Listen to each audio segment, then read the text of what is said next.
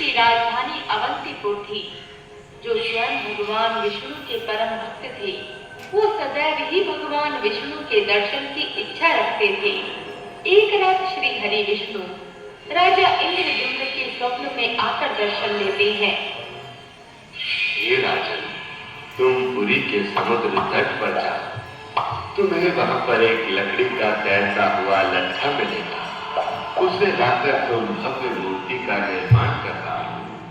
राजा इंद्रद्युम्न भगवान विष्णु के स्वप्न आदेश को मानकर पुरी के समुद्र तट पर पहुंच जाते हैं, जहां उन्हें लकड़ी का एक भारी लट्ठा तैरता हुआ दिखाई देता है, जिसके साथ उन्हें एक कपड़े से बंधा हुआ हृदय मिलता है। राजा इंद्रद्युम्न के सेवक उस लट्ठे को उठाकर राजधानी ले आते हैं, जिसके बाद राजा अपने राज्य के सभी कुशल कारीगरों को बुलाकर भगवान विष्णु यानी नीलमाधव की मूर्ति बनाने का आदेश देते हैं। परंतु कोई भी कारीगर उस लकड़ी से मूर्ति नहीं बना पाता है। भगवान विष्णु पुनः राजा इंद्रद्युम्न के स्वप्न में आकर उन्हें दर्शन देते हैं।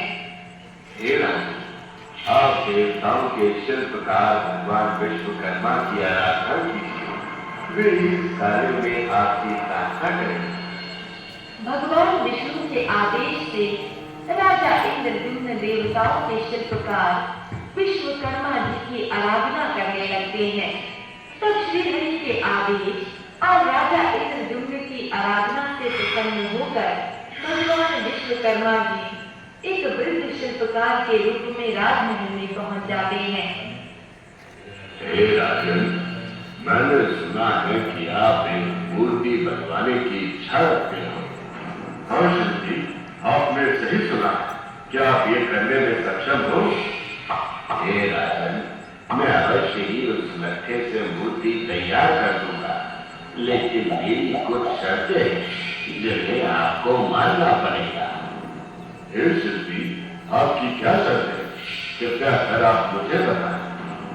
हे राजन, भगवान विष्णु यानी कि नीलमाधव की मूर्तियां मैं 21 दिनों में एक बंद कमरे में रहकर तैयार करूंगा। परंतु उन 21 दिनों में यदि किसी ने मेरे कार्य में किसी प्रकार से कोई बाधा उत्पन्न की, तो मैं मूर्तियों को उसी अवस्था में छोड़कर चला जाऊंगा। हे शिल्पी, मुझे आपकी शर्तें मंजूर है। अतः आप तत्काल ही अपने कार्य को आरंभ करें। और उस कक्ष से हथौड़ी, छेनी और आरी की खटपट की आवाज सुनाई देने लगती है। इसी तरह से दिन बीतने लग जाते हैं। मूर्ति निर्माण शुरू होने के 15वें दिन रानी गुंडीचा उस कक्ष के पास से गुजर रही होती है, तो उन्हें कोई आवाज सुनाई नहीं देती है, जिससे परेशान होकर वो राजा इंद्रद्युम्न के पास जाकर सब कुछ बताती हैं। हे महारानी, परंतु उस वृद्ध शिल्पी ने हमसे यही शर्त रखी थी कि 21 दिन से पहले उस कक्ष के बाहर न खोले जाए।